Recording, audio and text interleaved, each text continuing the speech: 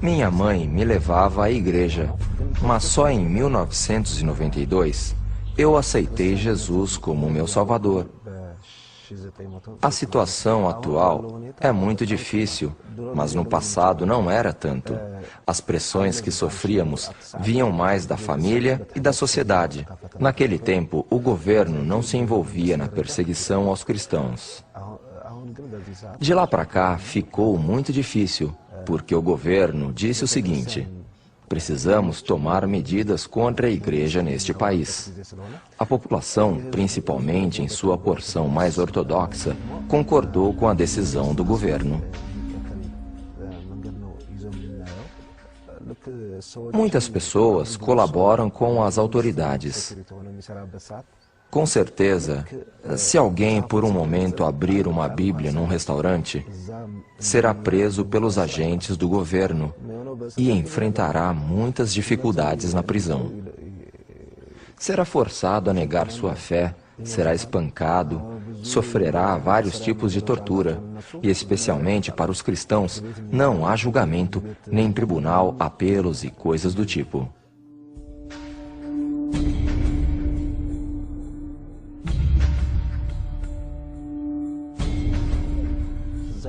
Por exemplo, há alguns cristãos que foram aprisionados há 4 ou 5 anos e jamais foram levados a julgamento num tribunal. Em vez disso, as autoridades exigem que eles assinem documentos negando a fé.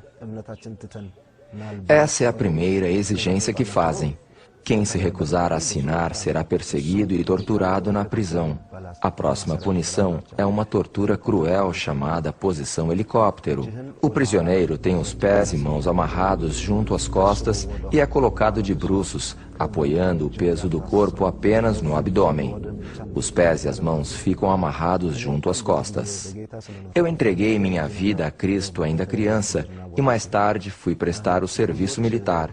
Agora dou encorajamento aos cristãos que passam por essa terrível situação. É a nossa vez de mostrar fé e coragem aos que passam pela mesma situação que enfrentei.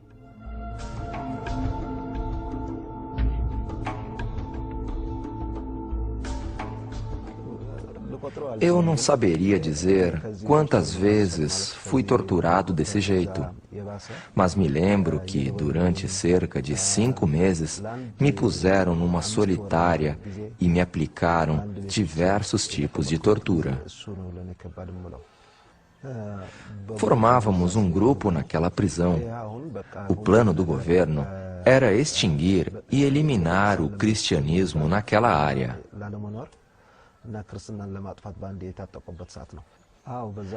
Após 6 meses de prisão e torturas, os representantes do governo surgiram com uma nova ideia. A ideia consistia em nos pedir para negar a fé e assinar um acordo. Naquele acordo, você se comprometeria a não ler a Bíblia, não orar, não possuir literatura cristã e não se reunir com mais de uma pessoa, pois alguém o estaria observando o tempo todo. Quem concordasse em assinar seria posto em liberdade. Eles não se importavam em nos deixar naquela situação. Quem não assinasse o acordo seria mantido na prisão.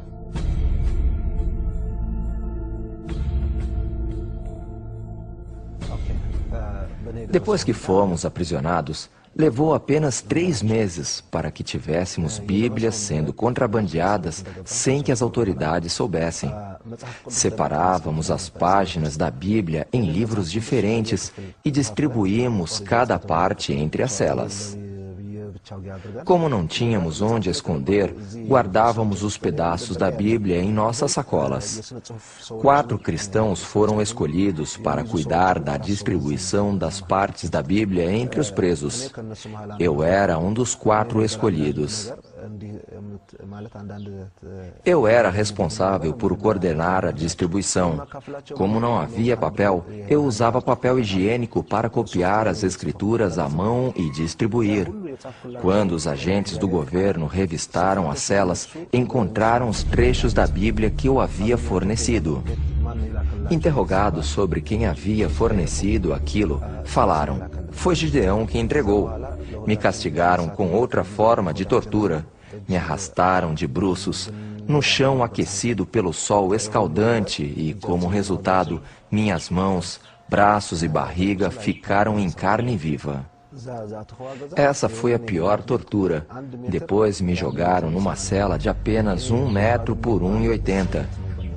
2 meses depois, o comandante daquela região fez uma visita. Disseram a ele: "Este é Gideão." Então eles perguntaram se eu iria negar minha fé ou não. Eu disse: "Não negarei." Por causa da segurança que o Espírito Santo me dava, eu estava disposto a enfrentar qualquer coisa.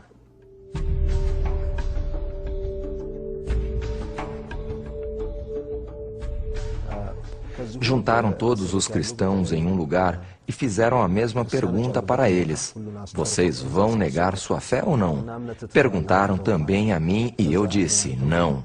Em minha mente havia um só pensamento: Cristo. Para mim, o viver é Cristo. Foi o que o apóstolo Paulo escreveu na carta aos Filipenses. Para mim, o viver é Cristo e o morrer é lucro. Começaram a me espancaram por todas as partes do corpo. Naquele momento, eu lembrava que o Senhor Jesus havia passado pela mesma situação. Ele foi espancado ao pagar o castigo pelos meus pecados. Participar de seu sofrimento era uma grande honra para mim.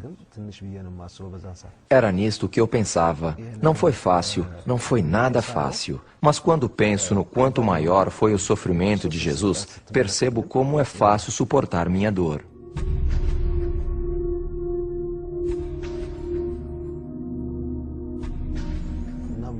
Depois de me espancar, foram embora pensando que eu estava quase morto. Me lembro de ter orado em voz baixa: "Senhor, perdoa esses homens. Eles não compreendem o que estão fazendo.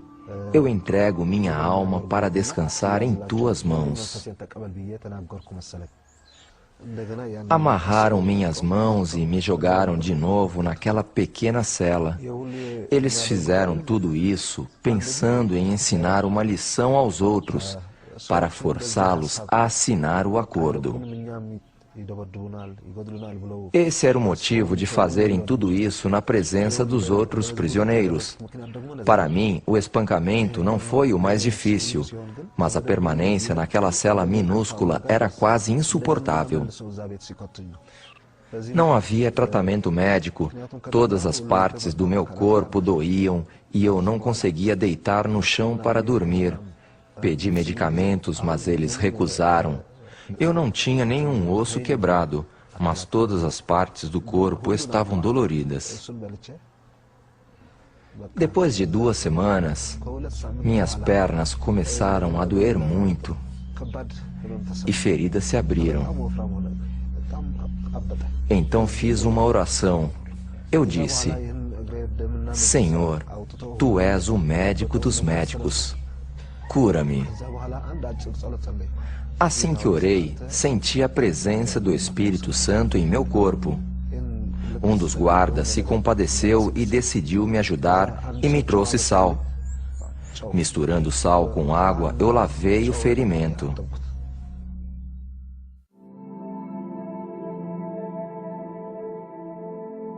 Permaneci por mais 2 meses naquela pequena cela. No 4º mês, me transferiram para outro lugar. Naquela ocasião, um dos meus agressores me perguntou: "Por que você passou por tudo isso? Por que enfrentar uma situação dessas? Por que tanta determinação? Por que não nega sua fé e leva uma vida tranquila?" Eu respondi: "Estou pagando um preço não só pela minha fé, mas pela liberdade neste país. Para mim, a palavra de Deus é vida."